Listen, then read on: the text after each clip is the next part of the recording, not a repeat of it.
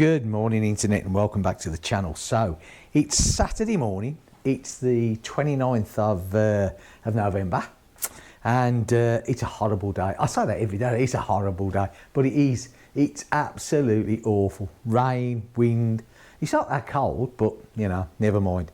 But yesterday was a beautiful day, wasn't it? But unfortunately yesterday I was working in the chalet and today when I'm not, it's raining, so I can't go out the bike. But right, I have some good news. So, my gorilla, my beautiful 450 gorilla. Hey, do you know what?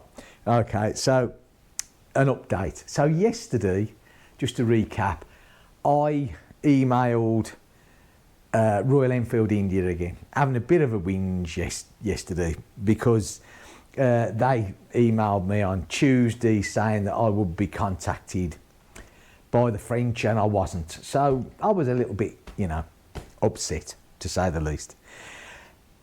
But this has been going on since, well, I thought it was August, but apparently now I found out that the diagnostic was done the end of July. So anyway.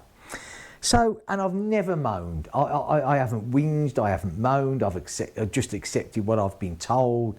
I'm a great believer that you should always try and see the better side of someone, no matter what, you know. And so that's what I've done with this, and I'm glad I have now. So, okay. So, yesterday when I got back here, it was about 5:30, 6:15 on the evening. I was actually contacted by David from Moto Rosso, who is up in Brest, who is the dealer that I bought this bike off. And now, okay, it was a week yesterday that the bike broke down and he never contacted me. And I've got to be honest, you know, I was a little bit upset about that. And I thought to myself, well, you know, I thought we had a better relationship. I mean, this is the second bike that I've bought off him. I've popped in there once or twice when I've been up there taking the wife to IKEA, you know, and we've had a quick chat and I thought we had a pretty good relationship. So I was a little bit sort of, okay. Anyway, it turns out that the reason that he didn't contact me is that he had personal problems, which he explained to me, which I'm not going to go into because, and I do understand, and rightly so. Now, okay, yes, maybe someone else from the dealership could have rang me and just explained, and they didn't. But you know what? Life's too short, isn't it, really, to start trying to find excuses to whys and whats and wherefores. Anyway, but the good news is, and it is good news, right? So yesterday when he was contacted, he didn't actually return to work till Wednesday afternoon. So he's obviously got a lot to catch up with, and mine was one of the ones, and I dare say that he was probably getting a bit of jip off the Indian side saying, look, this guy's giving us a bit of jip and blah, blah, blah, blah. So he got back to him and he said, well, look, in July, I sent over some fault codes which this bike kicked out. And, you know, you haven't replied to me and blah, blah, blah. So to be fair, you know, India is no better. But what's happened now, and let me just, because he did actually put this in an email as well. Right. So basically what he says is, that he's had a discussion with the technical department in India following the fault codes that were sent over to them in July. So what they're going to do now, what they've agreed is that they are having the bike in, they're going to pick this bike up, they're coming over here, they're going to pick the bike up and they're going to take it up to the dealership. They are going to replace the ECU and a complete brand new injection unit. That's all being replaced because apparently they're saying that's what's causing the faults. Also, they are looking into maybe there's a fault with the ride-by-wire. They're going to check that. If that needs to be done, they're going to do that as well. Basically, what he's been told to do by Royal Enfield is no matter what this bike needs, it's to have and it's to be finished and got back to me in perfect working order.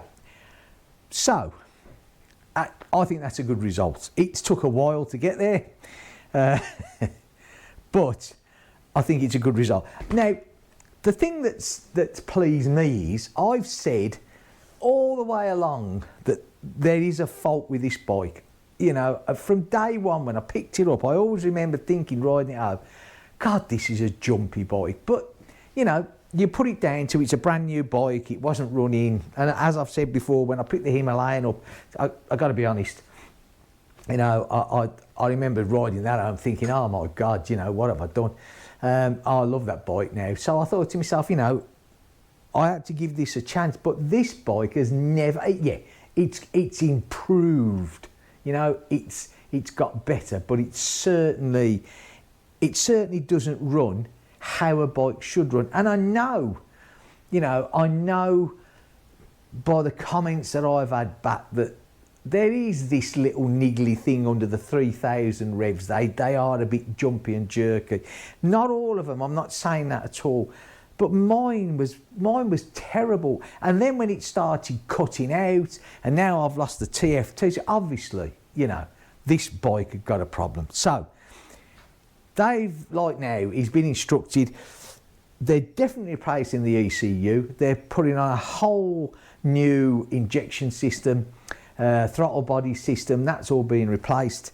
Obviously the TFT screen, until they get it there to find out why it stopped working. He said if it needs to be replaced, it'll have a new TFT screen. The ride-by-wire is being looked at as well. So basically what I'm hoping is when I get this bike back, I can for once ride it and say, do you know what? I absolutely love this bike, which is what I wanted to do in the first place, you know. But I could never say it about this bike. And, you know, I've got to be honest, you know, it sort of put me off, and I thought, well, you know, because at the end of the day, you know, and I know people thought that it was in my head and I was making it up, and I've had all sorts of comments saying to me, well, it's the way you ride and all that. And, you know, I didn't take any of them offensively at all, because I'd probably thought the same thing if somebody else was saying it to me. But I knew, you know, after 55 years of experience of riding motorcycles, you know when something isn't right, and I knew this bike wasn't right. And I'm glad, even I was beginning to think, am I cracking up? Is it me? Is it me? So now I can actually think to myself, no, it's not you. But fair play to Royal Enfield, you know, hopefully now, we've got to make arrangements for them to come and pick this up. It's not the actual dealership that comes to pick it up. They put it out to contractors. So we've got to get hold of them. I don't know whether we'll get them today. I think it's going to be Monday. Obviously, we're going to have to fall into their slot, and then they're going to come and get it, and they're going to pick it up.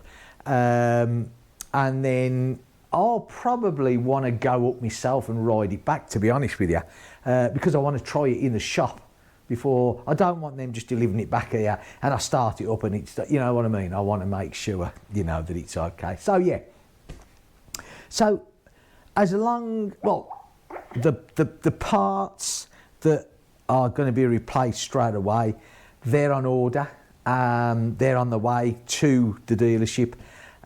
So, you know, I think that alone should make a huge difference. So, you know, but I'm glad that we've been through all this. We've come out unscathed. No one's got any hard feelings, and I don't want any hard feelings. You know, I going in there blowing me top and, you know, moaning and groaning and accusing people wouldn't have got me anywhere. Yeah, I was getting fed up with it. You know, I really was. But life's too short in it, eh? You know, at the end of the day, I just want the bike done. You know, it's winter time. We're not going to get a lot of riding done. You know, I'd like to think that maybe we get this sorted out, and then next year I can enjoy this bike the way that I should have done, because I really do think they're a cracking bike.